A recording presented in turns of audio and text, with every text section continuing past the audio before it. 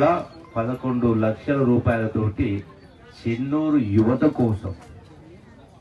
ఇది ఏదో ఆషామాషిగా మామూలుగా ఉండేటువంటి విద్యాలయం కాదు, అత్యంత అధునాతనమైనటువంటి. ఇందులో అడ్మిషన్ తీసుకుని చదువుకున్నటువంటి వాళ్లకు ఉద్యోగాలకు వెతకాల్సిన అవసరం లేకుండానే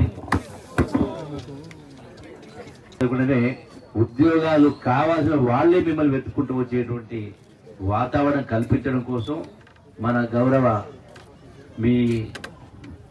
మా సహచర మంత్రివర్యులు వివేక్ గారు ముఖ్యమంత్రి గారితో మాట్లాడి మరి ఈ చెన్నూరు పేద విద్యార్థుల కోసం, వెనుకబడ్డ ప్రాంతం కోసం వాళ్ళ భవిష్యత్తులు బాగుండాలని చెప్పని తీసుకోవడం జరిగింది. దీనికి పూర్తిగా టాటా సంస్థ ప్లస్ రాష్ట్ర ప్రభుత్వం కలిపి సంయుక్తంగా నిర్వహిస్తున్న కార్యక్రమం.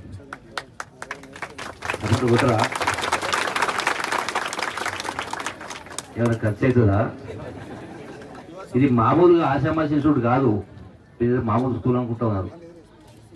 అద్భుతమైనటువంటి సాంకేతిక పరిజ్ఞానం అభివృద్ధి చేసి వాళ్ళ యొక్క నైపుణ్యతను పెంచే కార్యక్రమం చేసి వాళ్ళ కాళ్లపైన వాళ్ళు నిలబడి ప్రపంచంలో ఎక్కడికైనా వెళ్ళి బతికి వచ్చేటువంటి ఒక శక్తినిచ్చేటువంటి ఈ సంస్థ మరి ఇక్కడ రావడం అదృష్టం. మీ అందరి యొక్క అదృష్టాన్ని మనవి చేసుకుంటూ, రెండవది ఈ ప్రభుత్వం అంటే ఇందిరమ్మ ప్రభుత్వం కాంగ్రెస్ చేశారు.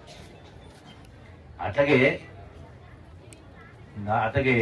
అది పెన్షన్ 4,000 రూపాయలు అంటాం, అది కూడా 5-10,000 కోట్లు కావాలి.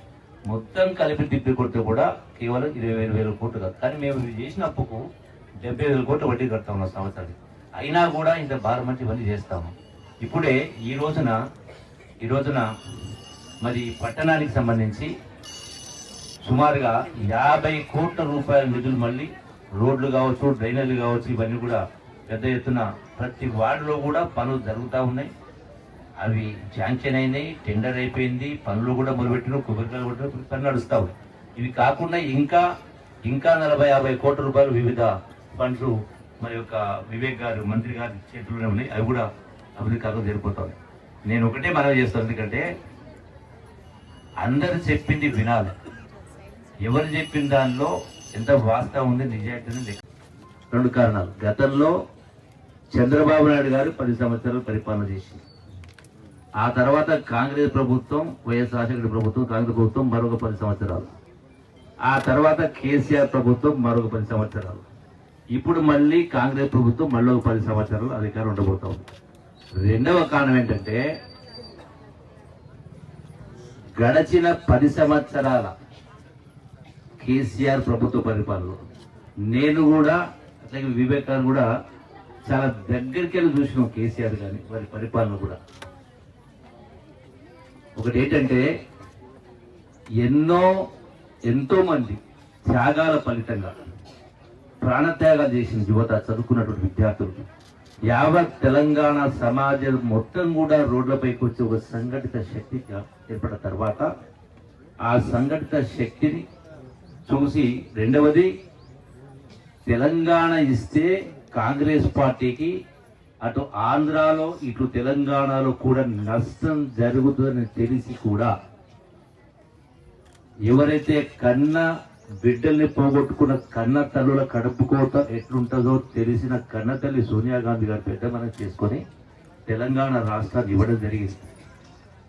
అంటే అన్ని త్యాగాల ఫలితంగా 60 సంవత్సరాల కళ వచ్చిన తర్వాత మా తెలంగాణ మాకు వస్తే మా బతుకులు బాగుపడతాయి, మా అన్ని వర్గాల ప్రజలు సంతోషంగా ఉండాలని చేసి తెలంగాణ రాష్ట్రం వస్తే అది కూడా ధనిక రాష్ట్రం. 2014 సంవత్సరంలో కేసీఆర్ ముఖ్యమంత్రి సందర్భంలో హైదరాబాదు నగరం తెలంగాణ రాష్ట్రానికి కేంద్రంగా ఉన్న కారణంగా అధిక ఆదాయం హైదరాబాద్ వస్తున్న కారణంగా ధనిక రాష్ట్రం కేసీఆర్ చేతుల్లో పెడితే ఆనాడు అంటే 2014 సంవత్సరంలో ఈ రాష్ట్రం పైన ఉన్న అప్పు అంటే సమైక్య రాష్ట్రంలో 22 మంది ముఖ్యమంత్రులు 64 సంవత్సరాలు పరిపాలన చేసినా కూడా ఈ రాష్ట్రం పైన ఉన్న అప్పు కేవలం 65,000 కోట్ల రూపాయలు ఉండింది. ఈ 65,000 కోట్ల రూపాయలకు మీరెట్లయితే మహిళా సంఘాలైనా రైతులైనా బ్యాంకులు అప్పు తీసుకుంటారో రాష్ట్ర ప్రభుత్వం కూడా బ్యాంకుల ద్వారా, రిజర్వ్ బ్యాంక్ ద్వారా, ప్రపంచ బ్యాంకు ద్వారా అప్పులు తీసుకుంటుంది. ఈ 65,000 కోట్లకు ఆనాడు రాష్ట్ర ప్రభుత్వం సంవత్సరానికి కడుతున్న వడ్డీ సుమారుగా 7,000 కోట్ల రూపాయలు. సుమారుగా అంటే నెలకు 5,000, 6,000 కోట్ల రూపాయలు, నెలకు 500, 600 వడ్డీ కట్టేది. మరి గత ప్రభుత్వం ఏం చేయలేదంటే గతంలో మనం చూస్తున్న నాగార్జున సాగర్ అయినా, శ్రీశైలం అయినా, గ్రామాల రోడ్లు అయినా, స్కూళ్ళు అయినా, కరెంట్ అయినా, ఇవన్నీ కూడా చేసినటువంటిది ఆనాటి కాంగ్రెస్ ప్రభుత్వం ఎక్కువగా